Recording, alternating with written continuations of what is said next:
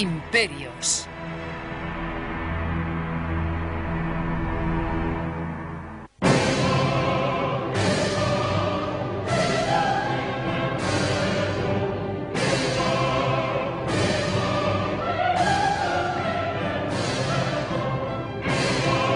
Los fieles se estremecían de frío.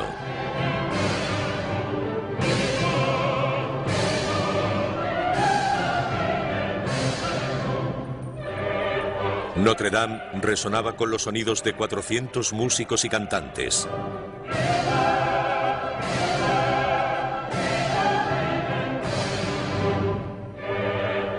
El joven nacido en la isla de Córcega avanzaba impaciente. Napoleón Bonaparte, de 35 años, estaba a punto de ser coronado emperador de Francia. He encontrado la corona de Francia en el arroyo, dijo, y la he cogido. Era el 2 de diciembre de 1804. En el transcurso de 3 años, las conquistas de Napoleón extenderían su imperio por casi toda Europa y gobernaría a más de 70 millones de personas. Desde los antiguos césares, no se había conocido a un hombre con tanto poder. Napoleón cambió el mundo. Fue un hombre que prosperó basándose en su origen, en su entorno y en sus aptitudes. No ha vuelto a existir un hombre como él que dominara el mundo como él lo hizo. ¿Quién era Napoleón?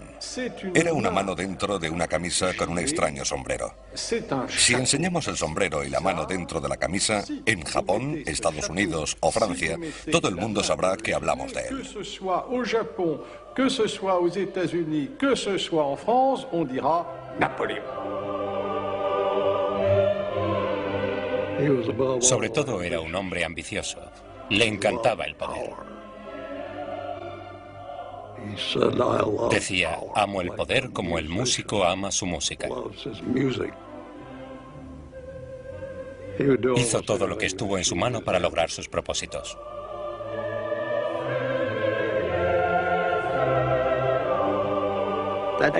Fue un hombre que desde sus comienzos muy humildes alcanzó un gran poder. Y en cuestión de 2 días lo perdió todo. Es asombroso que prosperara tan rápido y que cayera igual de rápido.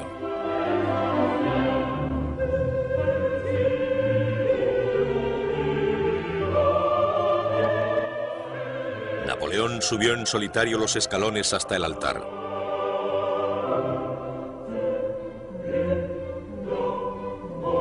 Tomó la corona con sus propias manos y la elevó.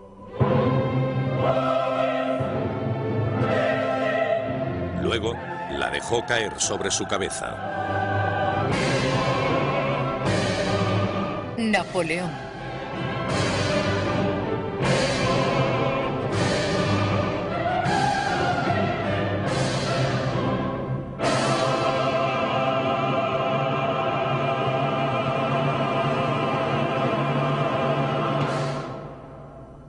Esa mañana le había dicho en voz baja a su hermano: si nuestro padre pudiera vernos ahora.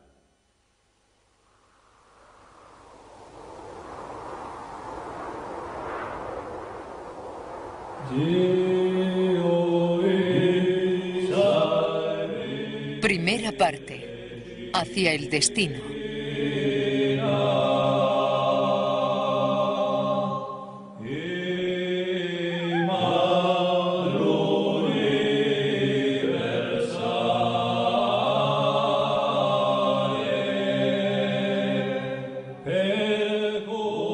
En la primavera de 1760, Leticia y Carlo Buonaparte cruzaban las montañas que se extendían por el interior de la isla de Córcega. Eran patriotas corsos, decididos a rechazar al ejército francés que había invadido su diminuta isla. Los corsos eran solo 100.000 o 120.000 personas, en su mayoría campesinos o pastores. Tenían pocas armas de fuego, poca pólvora, y tenían que defenderse contra una población de 22 millones de franceses. En aquel momento, el país más avanzado de toda Europa.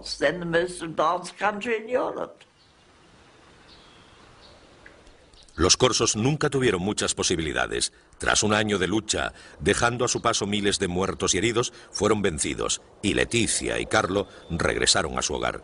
Leticia estaba embarazada de 6 meses. Salve Santa Vars.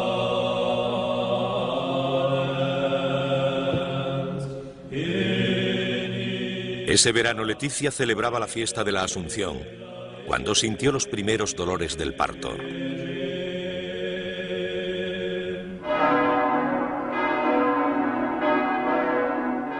Un poco más tarde, el 15 de agosto de 1769, daba a luz a su hijo, Napoleone Bonaparte. Nacido justo después de la amarga conquista francesa, Napoleón pasaría su infancia odiando a Francia, el país que él mismo gobernaría algún día. Nací cuando Córcega moría, escribiría Napoleón tiempo después. 30.000 franceses se lanzaban contra nuestras costas, ahogando el trono de la libertad en olas de sangre. Los llantos de los moribundos, los gemidos de los oprimidos y las lágrimas de los desaparecidos rodearon mi cuna desde el momento de mi nacimiento. Córcega era ahora una colonia francesa.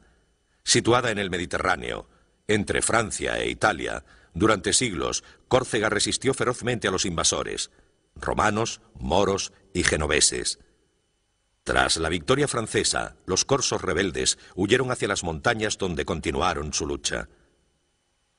Pero el padre de Napoleón, Carlo, un estudiante universitario de 23 años, se rindió fácilmente. Pronto llevaría pelucas empolvadas, levitas bordadas y zapatos con hebillas de plata. Napoleón nunca le perdonó que traicionara su herencia corsa. Tiempo después diría de él que le gustaban demasiado los placeres. Creo que Napoleón siempre guardó rencor a su padre por haberse sometido. Pero pobre Carlo, sabía que había perdido la batalla. Se dio cuenta que los franceses ya estaban allí. Por eso decidió vivir con ellos e intentar hacerlo lo mejor posible. Carlo empezó a ejercer como abogado y ganó las elecciones a la Asamblea Corsa. Su estima aumentó ante los gobernantes franceses. Pero Napoleón pocas veces dijo algo bueno sobre él. Dejaba sus oraciones para su madre, la bella y tenaz Leticia. Como madre, diría, era única.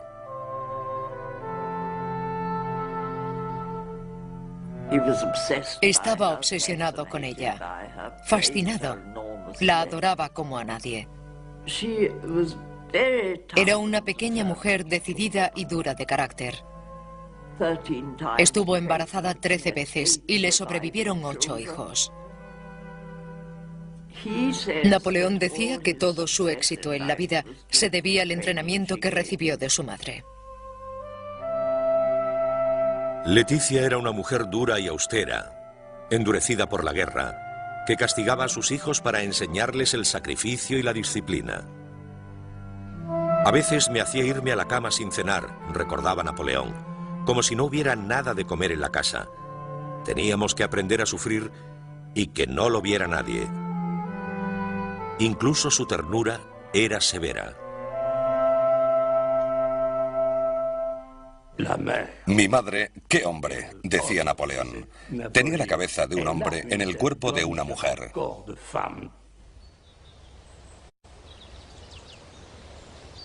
Carlo y Leticia eran propietarios de una casa en el campo y de otra en la ciudad, símbolos de su posición social. Eran aristócratas corsos, pero no eran ricos. Con 8 hijos, lucharon por sobrevivir en una isla que se había ido empobreciendo durante siglos. La ambiciosa pareja creía que Córcega no tenía nada que ofrecerles a ellos o a sus hijos. Solo podría hacerlo un país, el país que había vencido al suyo, Francia.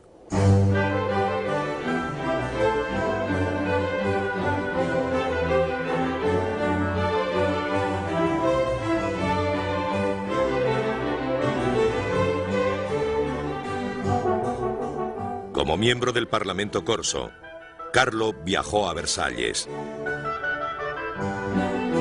Allí fue testigo del esplendor de la corte francesa con toda su majestuosidad.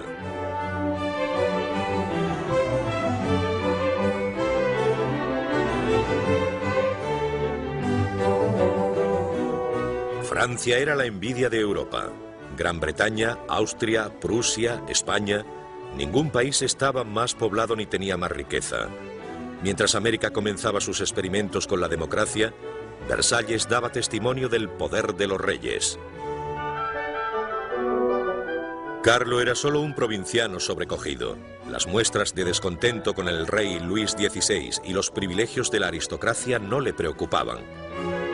Que la reina María Antonieta y una frívola corte estuvieran arruinando los valiosos recursos de Francia no hicieron que Carlo dejase de admirar los placeres de los que era testigo.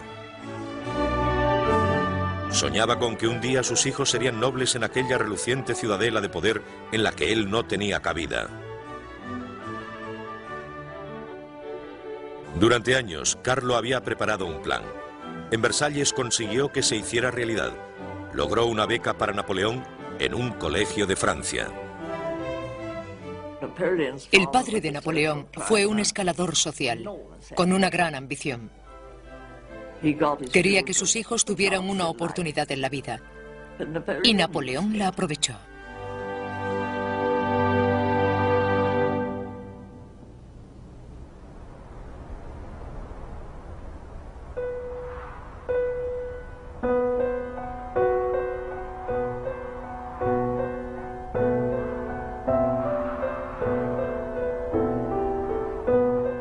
Napoleón pisó Francia por primera vez en el invierno de 1778. Un joven de 9 años, bajo de estatura y acostumbrado al calor del Mediterráneo, de repente se encontró solo en las llanuras azotadas por el viento del norte de Francia. Un becado en el colegio militar de Brienne-le-Château. Casi no sabía hablar francés. Durante los siguientes 5 años no tendría vacaciones ni visitaría su hogar. No quería a Francia. Se seguía viendo a sí mismo como un sujeto rencoroso hacia un rey extranjero. Él se veía como corso. Estaba rodeado de estudiantes, hijos de aristócratas franceses. No tenía nada que ver con ese pequeño extranjero.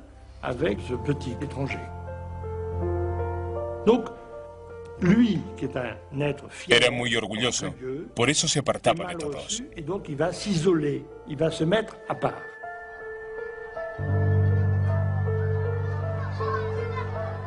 Sombrío, reservado e impopular, Napoleón respondió a sus compañeros de clase que se reían de su acento y su débil complexión con desafío. «Haré todo el daño que pueda a estos franceses», le dijo a un compañero.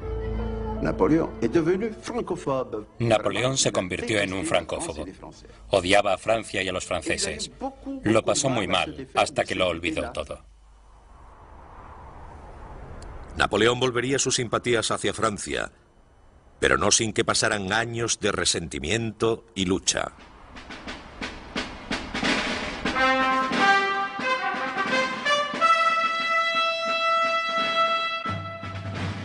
Tenía 15 años cuando fue admitido en la Real Academia Militar de París.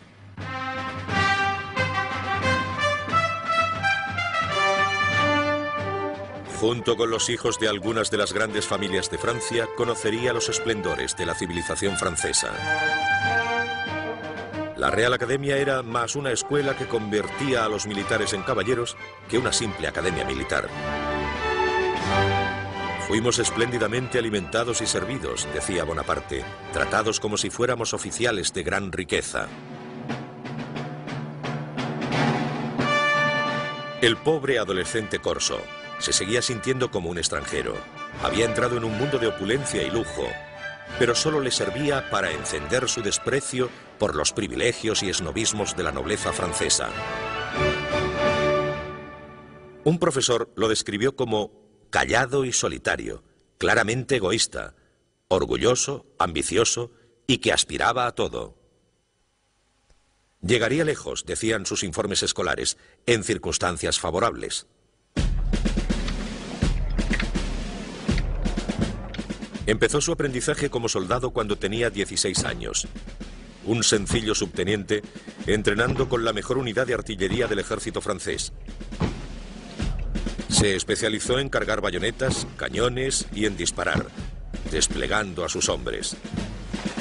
Había comenzado una de las mejores carreras de la historia militar. La auténtica base de Napoleón como soldado fue el entrenamiento que recibió como oficial del regimiento. Podía lanzar cañones y construir carros de combate. Tuvo que aprender las obligaciones de cualquier tipo de artillero. Muy pronto se dieron cuenta de que era un oficial de compañía muy eficiente. Il manifeste à ce moment-là un souci. Durante esta época, Napoleón mostró un gran deseo por aprender. Leyó historia, autobiografías militares, leyes, algo de ciencia. Quedó impresionado después de leer a Rousseau y a los filósofos del siglo de las luces. Libertad, igualdad y supresión de los privilegios.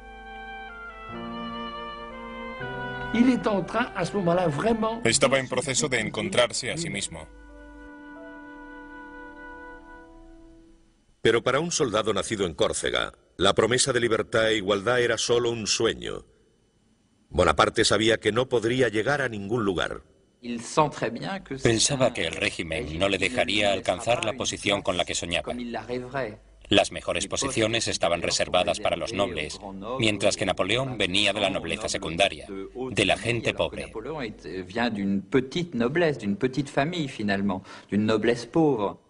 Frustrado por sus ambiciones militares, Bonaparte soñó con hacerse famoso como escritor. Y escribió una breve historia sobre Córcega. Incluso intentó hacer una novela. Estaba furioso con el régimen porque le condenaba a soñar con su destino. Tan solo podía escribir novelas, pero quería que su vida fuera como esas novelas, y aquello no era posible bajo el viejo régimen.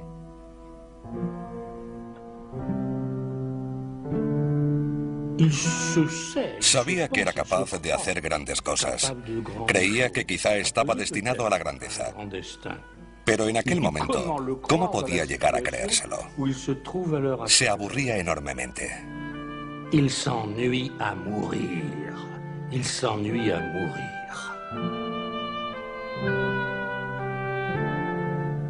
Siempre solo entre hombres, escribió Bonaparte. Llego a casa para soñar y para dedicarme con todas mis fuerzas a la melancolía. Mis pensamientos se detienen en la muerte. ¿Qué ira me conduce a desear mi propia destrucción? No hay duda, porque no veo lugar para mí en este mundo. Fue la revolución lo que liberaría a Bonaparte.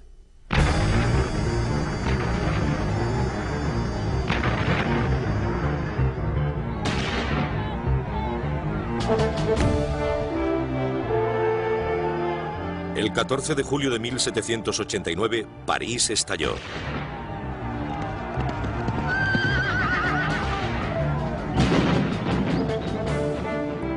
Una multitud enfurecida se lanzó a las calles gritando libertad, igualdad y fraternidad. Francia sufrió disturbios. La propia monarquía se tambaleaba al borde de la destrucción. Una desafiante Asamblea Nacional cuestionó el derecho absoluto del rey y despojó a los nobles y clérigos de sus antiguos privilegios feudales, rompiendo un orden social que había perdurado durante siglos. Tras años de injusticia y desigualdad, había comenzado la revolución. Tardaría años en acabar. Mientras la revolución tomaba impulso, Bonaparte servía en el ejército lejos de París. Desconfiaba de la multitud enfurecida, pero daba la bienvenida a los cambios que transformarían al país. Lo cierto es que él no fue un revolucionario antes de comenzar la revolución. Pero Bonaparte vio la revolución como una buena noticia. Tuvo un impacto casi religioso en él, porque de repente sintió que la revolución iba a abrir la sociedad francesa, que aboliría los privilegios y pondría fin a las jerarquías y al tipo de condescendencia que el propio Napoleón había sufrido en su juventud.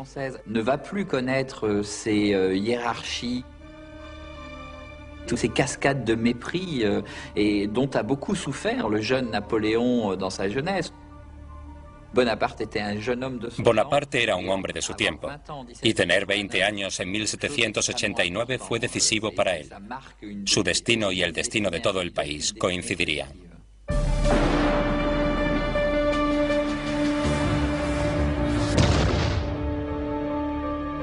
En el verano de 1792, Bonaparte se dirigió a París y fue testigo del fin de la monarquía francesa. En junio, una multitud asaltó el Palacio de las Tullerías y mostró al rey el gorro rojo de la revolución.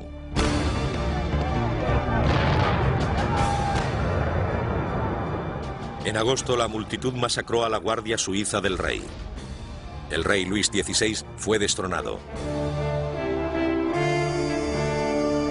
La República Francesa había provocado esa caída.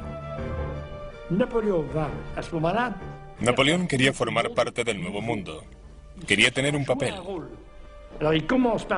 Y empezó en un lugar que conocía muy bien, en Córcega.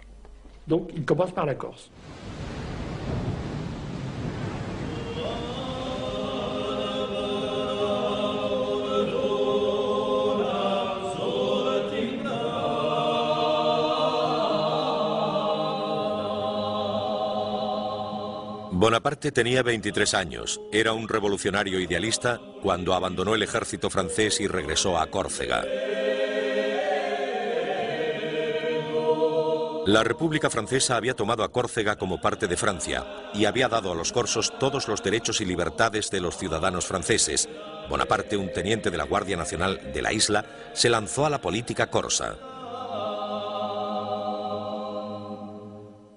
Pasquale Paoli era el gobernador de la isla.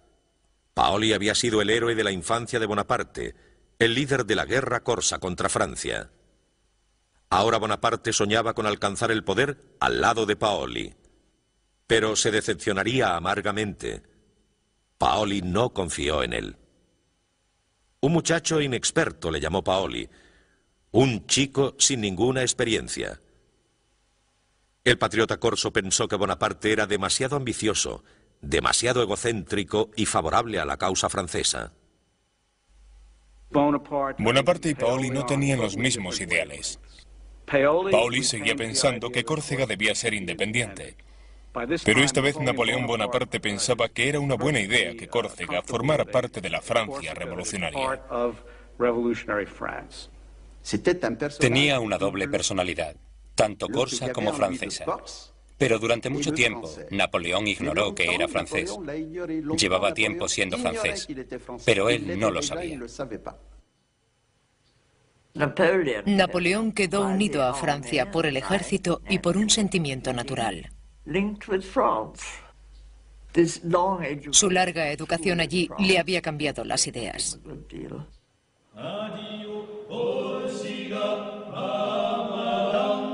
Napoleón no tardó en convertirse en el líder de la facción opositora a Paoli. La rivalidad entre los dos se extendió por toda la isla, intensificando la lucha política entre los dos hombres. Los partisanos de Paoli y los de Bonaparte estaban en guerra. Al final, Paoli demostró que era más fuerte. El hogar de Bonaparte fue saqueado y este obligado a huir a las montañas. La Asamblea Corsa declaró a Bonaparte y a toda su familia traidores y enemigos de la patria y les condenó a la maldición e infamia perpetuas. Bonaparte ya no tenía derecho a vivir en Córcega. había recibido una sentencia de muerte de manos de su propio pueblo. Con su idealismo agitado, Bonaparte escribió a su hermano: entre tantas ideas encontradas, el hombre honesto se siente confuso y afligido. Cuando se debe tomar partido, se debe escoger siempre el lado victorioso. Considerando las alternativas, es mejor que ser comido. La derrota en Córcega y la ruptura con su héroe Paoli le habían endurecido, le habían hecho astuto y le hizo mirar a Francia. Desde el momento en que ocurrió la ruptura con Paoli en Córcega, se sintió francés. Quería ser francés. De hecho, era francés.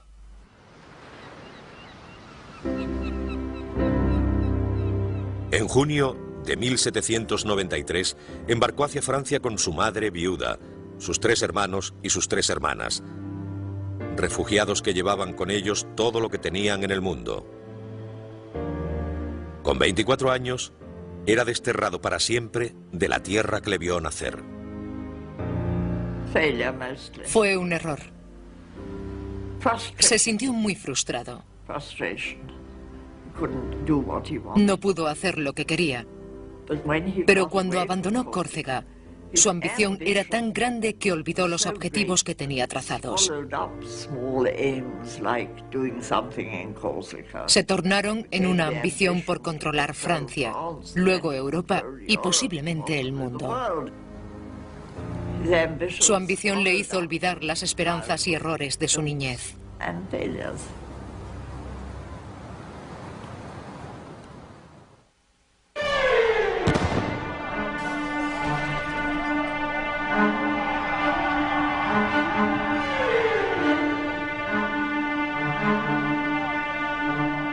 Bonaparte regresó a Francia para encontrar a los franceses luchando entre ellos. El rey había sido ejecutado. La reina y miles de seguidores le habían seguido hasta la guillotina. Las ciudades estaban en pie, las provincias se habían levantado. Maximilien Robespierre estaba al cargo. El líder austero y moralizante suspendió la Constitución, prometiendo salvar la República de sus enemigos a cualquier precio. La revolución se convirtió en terror.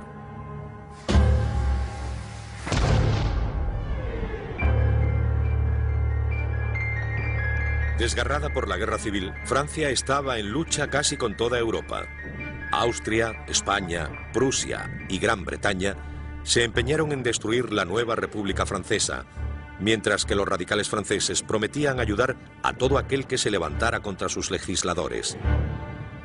Readmitido en el ejército como capitán de artillería, Bonaparte fue destinado a Toulon, una ciudad de 28.000 habitantes en la costa sur, que se había rebelado contra la República, cediendo su puerto a los ingleses. La flota inglesa defendió la ciudad desde el puerto. Un joven Bonaparte de 24 años creyó saber cómo hacerles huir. Sostuvo que si sus soldados podían apoderarse de los mandos que comandaban el puerto, podrían bombardear la flota y hundirla.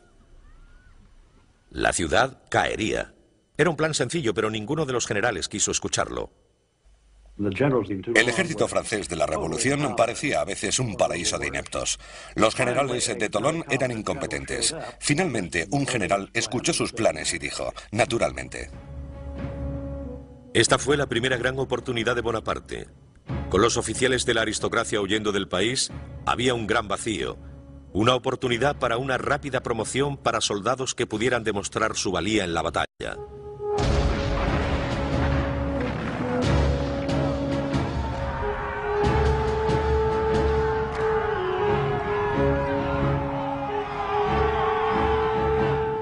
Bonaparte luchó valientemente, liderando a sus hombres en el asalto al fuerte que guardaba la cima, resultando herido en el muslo por una bayoneta enemiga.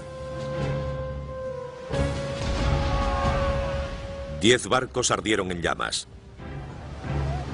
Los ingleses huyeron. Toulon fue reconquistado y Bonaparte ascendió. En solo 3 meses, había ascendido de capitán a brigadier general.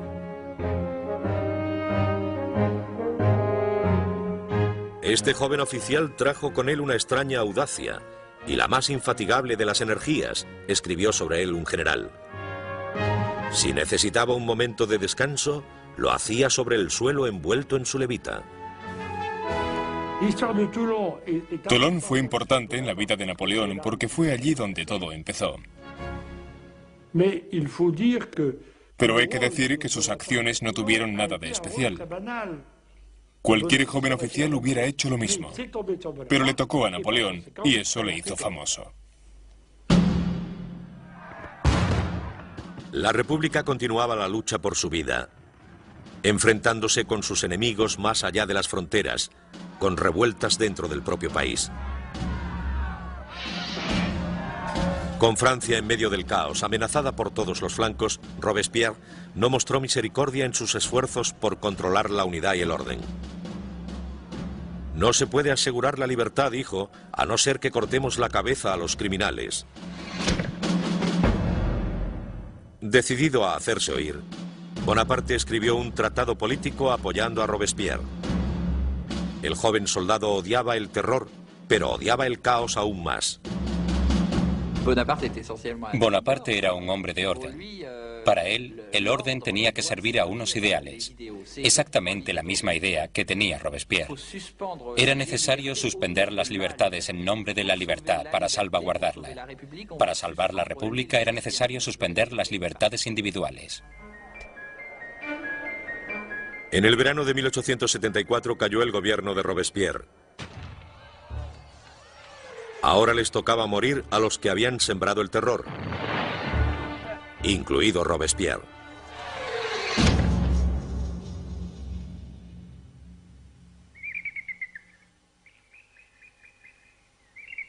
En la primavera de 1795, Bonaparte se dirigía a París. Ahora, como brigadier general, estaba decidido a llegar aún más alto.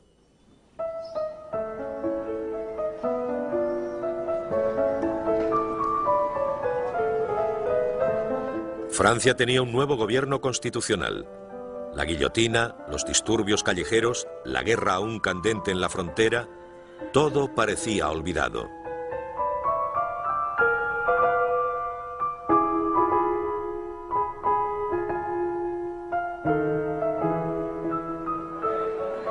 Nadie, escribiría un contemporáneo, piensa en otra cosa ahora que no sea comer, beber y disfrutar.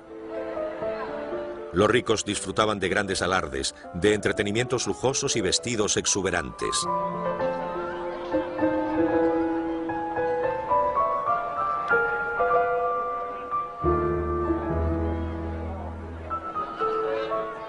Bonaparte frecuentaba los salones donde las mujeres que dominaban la sociedad parisina salvaguardaban la corte. Las mujeres aquí, escribió a su hermano, son el centro de todo.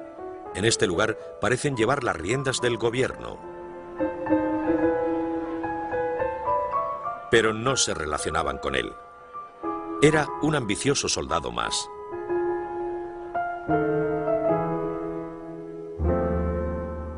Una noble de la época recordaba: aún recuerdo su cara. Llevaba botas de mala calidad y un horrible sombrero redondo que le cubría los ojos. Su tez amarillenta, provocada por su extrema delgadez, le provocaba un efecto enfermizo general.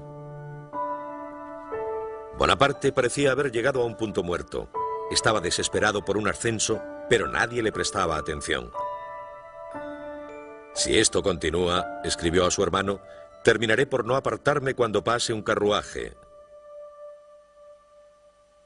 Entonces un alboroto político le volvió a ofrecer una oportunidad. El 5 de octubre de 1795, multitud de parisinos se lanzaron a las calles junto a los hombres de la Guardia Nacional para restaurar la monarquía. La rebelión amenazaba con derrocar a la República.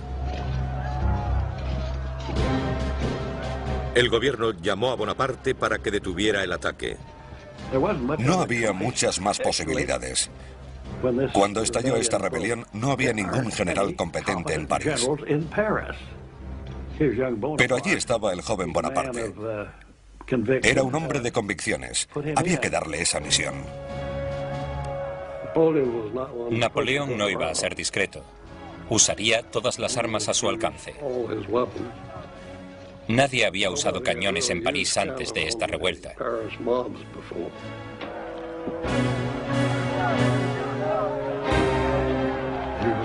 Estaba dispuesto a disparar. Esperó hasta que pudo ver el blanco de los ojos de los enemigos.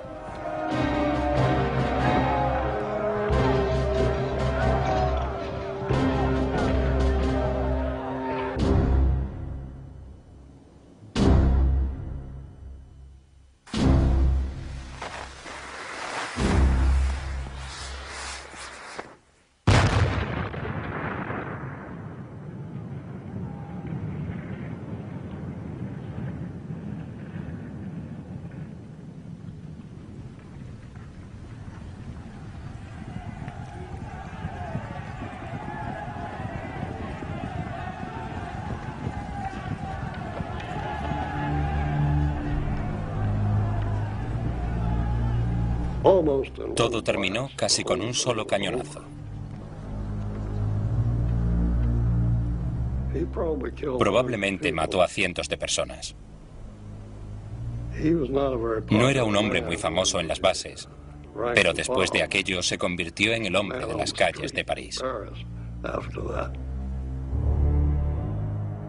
Bonaparte escribió a su hermano: "El enemigo nos atacó. Matamos a muchos de ellos. Ahora todo está en calma. No puedo sentirme mejor".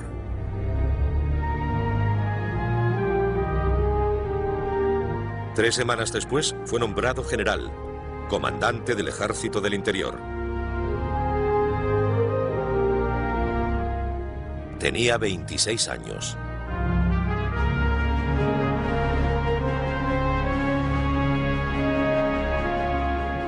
Bonaparte era ahora un hombre a tener en cuenta. Fue conducido a París en un elegante carruaje con ropa nueva y empapado en agua de Colonia. El ingenuo general no era un hombre mujeriego, pero se había enamorado. Su nombre era Marie-Joseph Rose de Beauharnais, pero todo el mundo la conocía por Rose, pero Bonaparte la llamaba Josefina.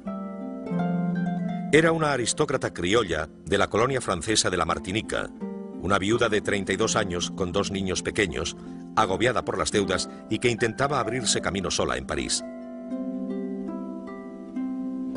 Lánguida, con una indiferencia que rayaba en la indolencia, era famosa por ser una mujer refinada, encantadora y con gracia. Se decía que incluso se metía en la cama con elegancia. Josefina era una mujer con un gran encanto, sensualidad y, si no guapa, al menos ágil y de movimientos ondulantes. La belleza es algo que todos admiramos, pero la belleza sin encanto es como una comida sin especias. Napoleón solía decir: "Yo soy tímido con las mujeres. Madame de Beauharnais ha sido la primera mujer que me ha dado confianza". Josefina era lo que podríamos llamar una mujer algo adelantada a su tiempo. Se había casado joven. Su marido había muerto en la guillotina. Había tenido un romance con alguien que la ayudó. Y se sabía que había tenido varios romances con hombres de la alta sociedad francesa. Nadie tenía más poder que Paul Barras, la figura más poderosa del nuevo gobierno. Josefina era su amante, una mujer de influencia en los salones de moda de París. Bonaparte vio en ella un mundo de poder. Era el centro de la sociedad. Tenía todo tipo de contactos. Era alguien que le podía servir de mucha ayuda. Yo creo que se enamoró perdidamente de ella. Josefina vivía en una pequeña casa con un bonito jardín. Había quien decía que Barras le pagaba el alquiler. Pero Barras estaba empezando a cansarse de ella. Ahora Bonaparte era el que la visitaba. Él le escribía: Dulce e incomparable Josefina, me despierto pleno de ti. El recuerdo de los placeres de la última noche no dejan descansar a mis sentidos. Josefina amaba el amor y era muy buena amante. Bonaparte no tenía experiencia. Fue ella la que le introdujo en el mundo del amor.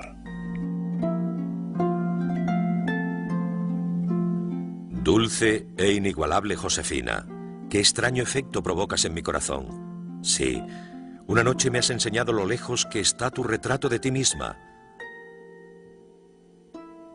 1000 besos, mi dulce amor. Pero no me los devuelvas porque me encenderías de pasión. Josefina parecía encantada con su nuevo amor. Aunque sabía cómo agradarle, no le devolvía la pasión. Cuando Bonaparte le propuso matrimonio, ella dudó. Ella no se sentía atraída por él. De hecho, tiempo después, le dijo a un viejo amigo que durante mucho tiempo tuvo que superar un sentimiento de repugnancia. Era muy serio, tenía poco sentido del humor y estaba muy delgado. Parecía que se le caía el pelo e iba desaliñado. Pero ella sabía que su belleza se estaba desvaneciendo. Empezaban a pudrírsele los dientes y a salirle arrugas. Napoleón no lo veía, pero otros sí, y ella también.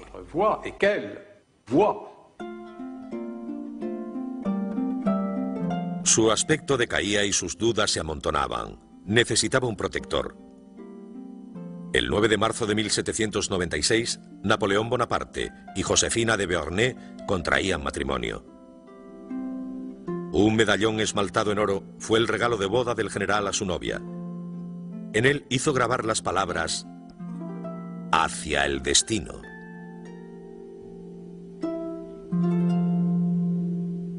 La luna de miel duró 2 días. Bonaparte fue enviado a los Alpes italianos. El antiguo amor de Josefina, Paul Barras, le había ayudado a ganar el nombramiento como comandante supremo de todas las fuerzas francesas en Italia. Su misión era retar al imperio austríaco y a sus aliados italianos. Nunca antes había dirigido un ejército. Joven y poco experimentado, nadie esperaba demasiado de él. Especialmente sus propios generales. Todo el mundo se reía de él antes de que llegara. Un pequeño general que quizá le debía su poder a su mujer.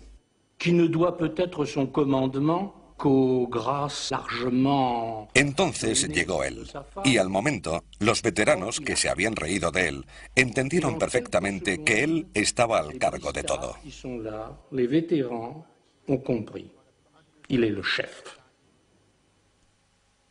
No sé por qué, dijo uno de sus generales, pero este pequeño bastardo me da miedo.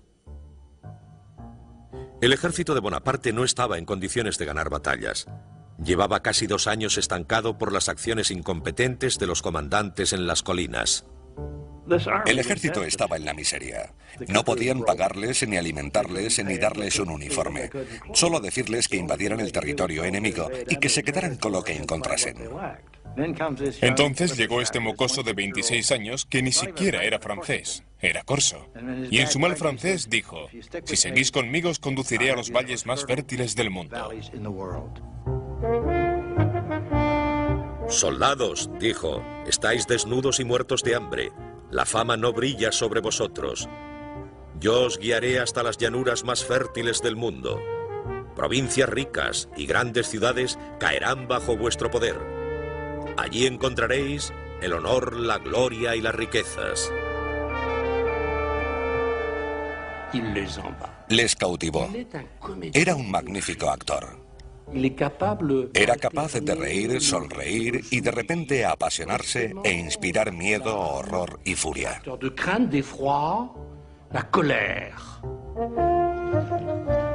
El 2 de abril de 1796, Bonaparte marchó con su ejército. Eran menores en número, 38.000 franceses enfrentados a 38.000 austriacos y sus aliados, 25.000 piamonteses. Bonaparte planeó aislar a los austriacos de los piamonteses y luego conquistarles por separado. Primero, atacaría al Piamonte. La idea de Napoleón fue siempre intentar ser superior en número en cualquier lugar. Por eso intentó dividir a sus enemigos para compensar la falta de hombres en su ejército.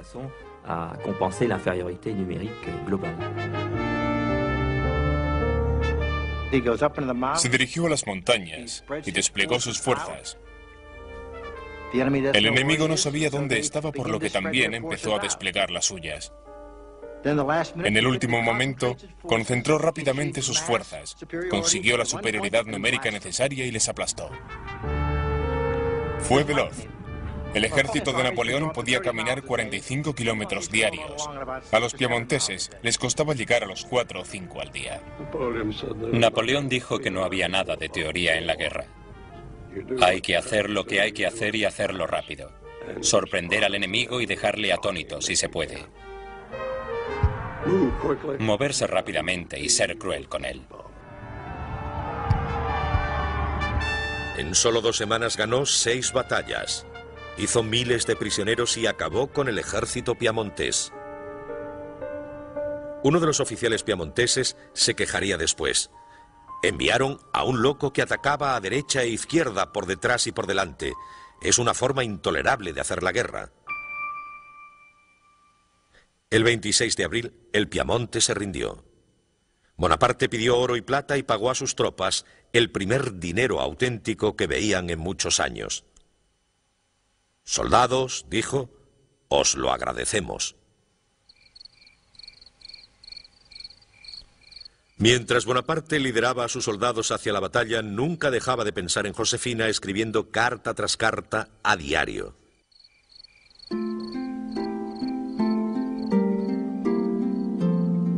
«No paso un día sin pensar en ti, mi amada», le escribiría, «ni una noche sin tenerte entre mis brazos. Maldigo la gloria y la ambición que me mantiene lejos de mi alma y de mi vida. Siempre que tengo problemas para solucionar algo, pongo la mano en mi corazón donde late tu retrato. Solo tengo que mirarlo y mi amor es la felicidad completa. Un beso a tu corazón y otro mucho más abajo, mucho, mucho más abajo».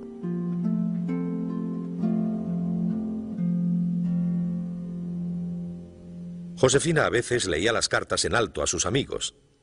Bonaparte les decía, «es tan divertido».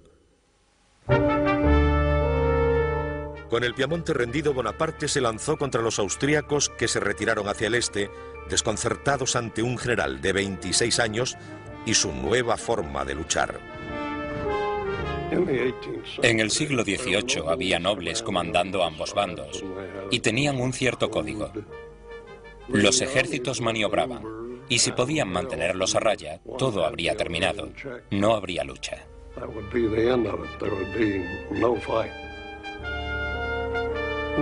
Napoleón fue de alguna manera el primer general moderno. No se acomodó a esos viejos excéntricos del otro bando.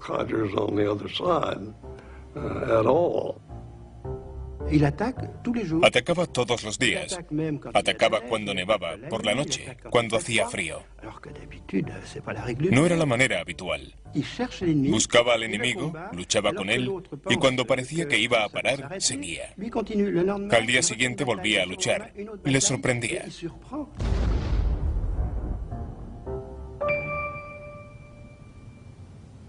Mientras los austríacos huían, su retaguardia esperaba detener a Bonaparte, haciéndole parar en la pequeña ciudad italiana de Lodi. Fortificaron un estrecho puente de madera con 14 cañones y 3 batallones, desafiando a Bonaparte a que lo cruzara. El general ordenó un simple asalto frontal en el puente. Todo dependería de la valentía de sus hombres.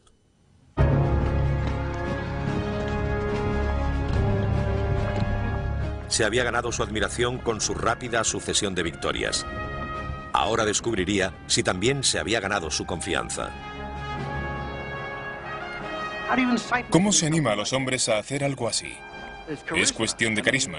Tenía una tremenda presencia. Napoleón era un maestro a la hora de motivar a sus soldados.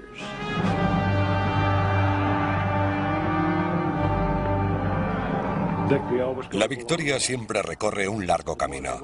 Cuanto más ganaban, más difícil eran de parar. Sus tropas estaban bien entrenadas. Llevaban acosando a los austriacos durante semanas y seguían haciéndolo.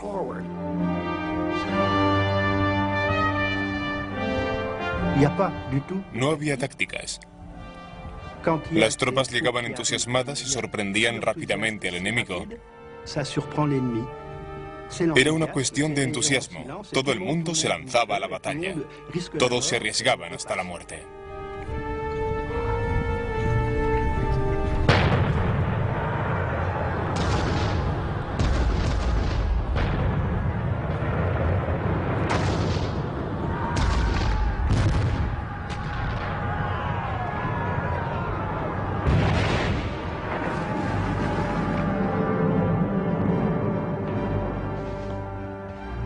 Con sus hombres enfrentándose al fuego enemigo, Bonaparte también tomaba parte en la batalla.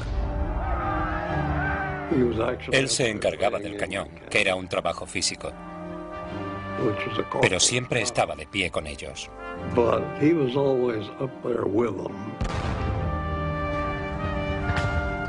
Era un hombre con una valentía asombrosa. Estaba siempre donde se le necesitaba. Si se le necesitaba en el frente para animar a la gente, allí estaba él. Asumía riesgos físicos. Incluso si las balas de cañón caían cerca de él, no tenía miedo, a pesar de que sucedió en varias ocasiones. Los franceses cruzaron la mitad del puente y tuvieron que volver bajo una lluvia de fuego. Luego, una última carga y lograron cruzarlo.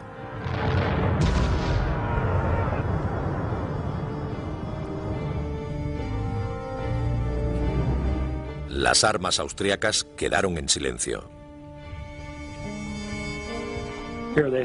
Pensaron que estarían a salvo bajo el puente y de repente los franceses lo cruzaron y derrotaron a los pocos que quedaban vivos. Fue una operación espectacular. No fue una gran batalla. Las bajas no fueron demasiadas, pero había impuesto su deseo a sus propios hombres y al enemigo. No fue una gran victoria. De hecho, el ejército austriaco escapó. Pero Bonaparte se había ganado el respeto y la devoción de sus hombres. Salió de allí sudoroso, mugriento y cubierto de pólvora. A las tropas les gustó aquello. Empezaron a llamarle el pequeño jefe. Se identificaba con ellos. Era de los suyos.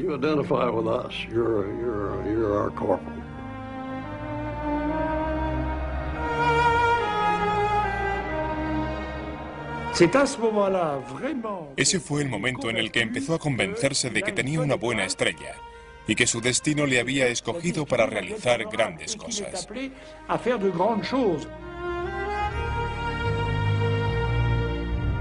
Todavía no han visto nada, dijo Bonaparte a uno de sus generales. En esta época, nadie tiene la más ligera concepción de lo que es la grandeza. Me corresponde a mí darles ejemplo. Algo ocurrió en aquel momento, algo quizá inexplicable. Fue como un destello.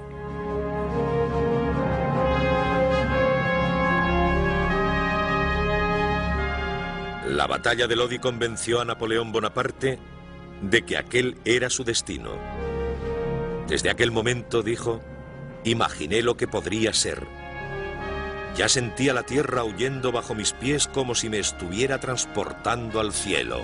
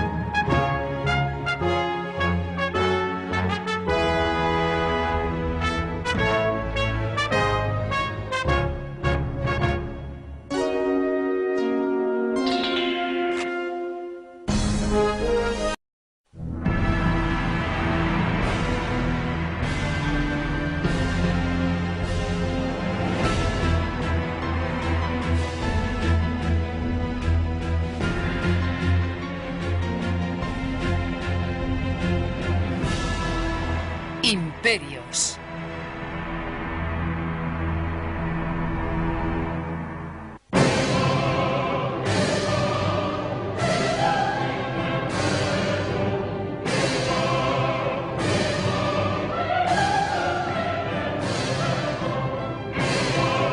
Los fieles se estremecían de frío.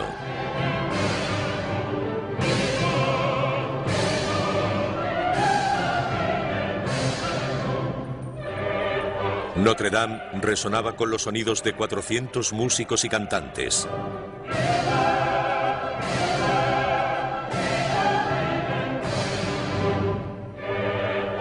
El joven nacido en la isla de Córcega avanzaba impaciente.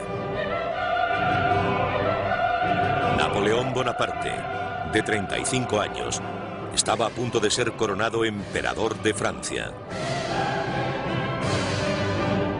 He encontrado la corona de Francia en el arroyo, dijo, y la he cogido. Era el 2 de diciembre de 1804. En el transcurso de 3 años, las conquistas de Napoleón extenderían su imperio por casi toda Europa y gobernaría a más de 70 millones de personas. Desde los antiguos Césares, no se había conocido a un hombre con tanto poder. Napoleón cambió el mundo.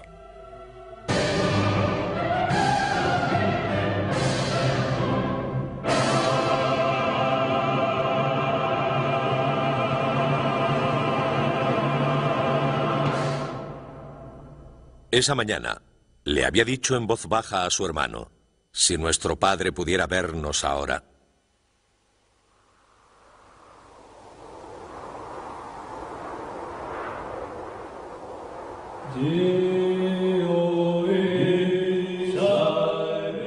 Primera parte. Hacia el destino.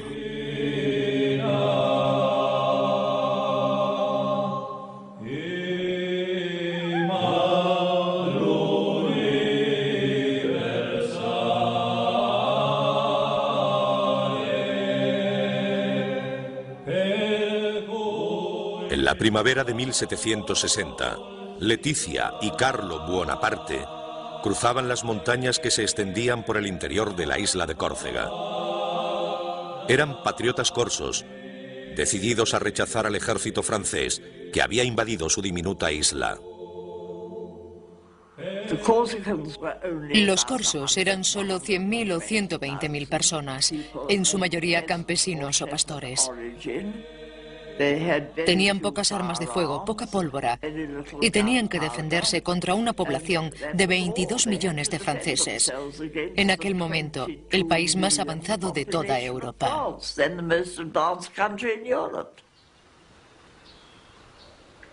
Los corsos nunca tuvieron muchas posibilidades. Tras un año de lucha, dejando a su paso miles de muertos y heridos, fueron vencidos, y Leticia y Carlo regresaron a su hogar.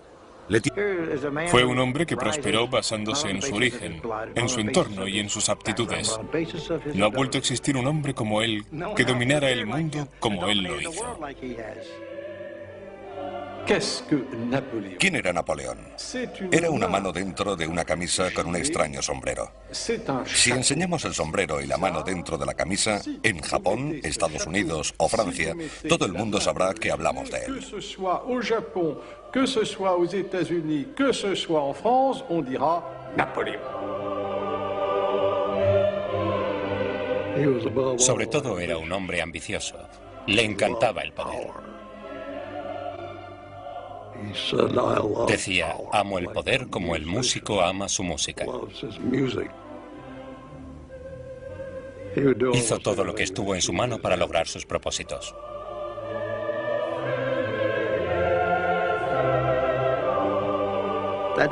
Fue un hombre que desde sus comienzos muy humildes alcanzó un gran poder. Y en cuestión de 2 días lo perdió todo. Es asombroso que prosperara tan rápido y que cayera igual de rápido.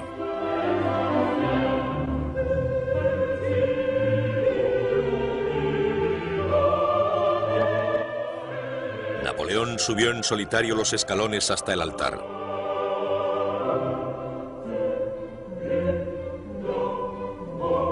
Tomó la corona con sus propias manos y la elevó.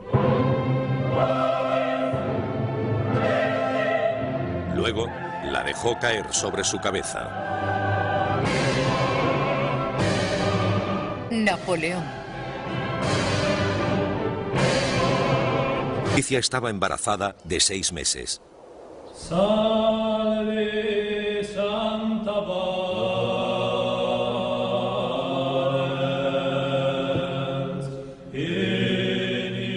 Ese verano Leticia celebraba la fiesta de la Asunción, cuando sintió los primeros dolores del parto.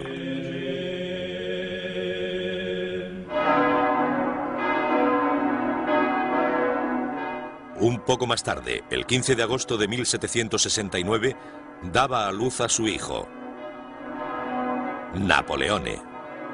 Napoleone Bonaparte. Nacido justo después de la amarga conquista francesa, Napoleón pasaría su infancia odiando a Francia, el país que él mismo gobernaría algún día. Nací cuando Córcega moría, escribiría Napoleón tiempo después. 30.000 franceses se lanzaban contra nuestras costas, ahogando el trono de la libertad en olas de sangre.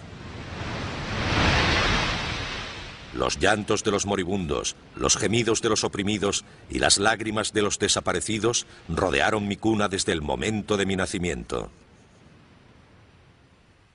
Córcega era ahora una colonia francesa. Situada en el Mediterráneo, entre Francia e Italia, durante siglos, Córcega resistió ferozmente a los invasores, romanos, moros y genoveses. Tras la victoria francesa, los corsos rebeldes huyeron hacia las montañas donde continuaron su lucha. Pero el padre de Napoleón, Carlo, un estudiante universitario de 23 años, se rindió fácilmente. Pronto llevaría pelucas empolvadas, levitas bordadas y zapatos con hebillas de plata. Napoleón nunca le perdonó que traicionara su herencia corsa. Tiempo después diría de él que le gustaban demasiado los placeres.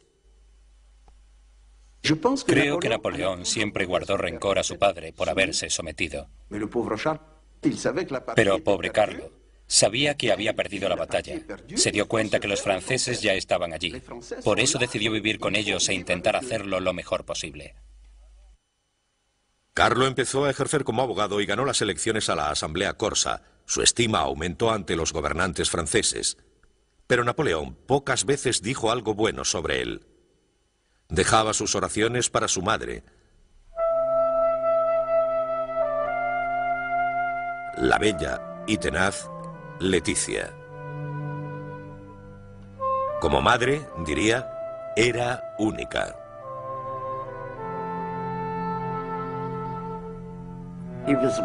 Estaba obsesionado con ella, fascinado. La adoraba como a nadie. Era una pequeña mujer decidida y dura de carácter. Estuvo embarazada 13 veces y le sobrevivieron 8 hijos.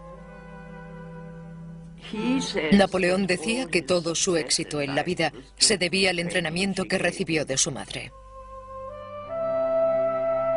Leticia era una mujer dura y austera, endurecida por la guerra, que castigaba a sus hijos para enseñarles el sacrificio y la disciplina.